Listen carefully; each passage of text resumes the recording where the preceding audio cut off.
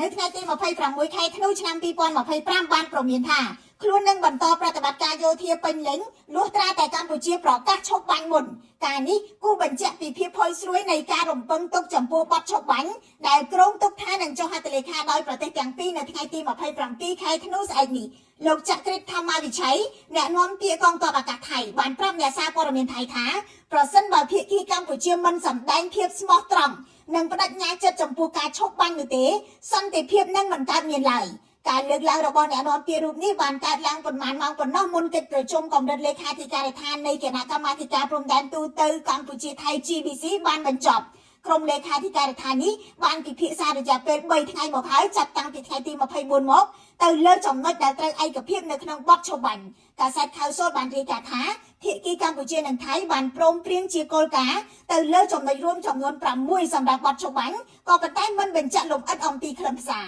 ចំណុចទាំងនេះនឹងត្រូវពិនិត្យបន្តដោយប្រទេសទាំងពីរមុនសម្រាប់ឯកភាពចុះហត្ថលេខាដោយរដ្ឋមន្ត្រីការពារជាតិកាសែតដដែលលើកឡើងពីចំណុចឈប់បាញ់រយៈពេល72ម៉ោងគិតចាប់តាំងពីថ្ងៃទី27ខែធ្នូដើម្បីវិយតម្លៃស្ថានភាពនៅនឹងកន្លែងក៏ប៉ុន្តែកម្ពុជាមិនទាន់បញ្ជាក់ពីការឯកភាពនេះនៅឡើយទេគួរសម្គាល់ថានៅថ្ងៃទី26ខែធ្នូឆ្នាំ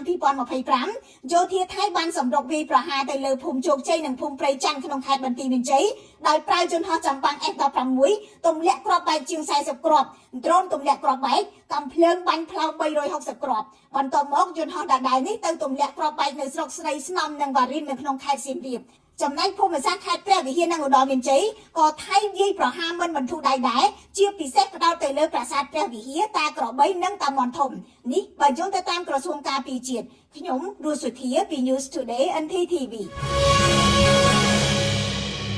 One refreshing destination. Gansberg Water.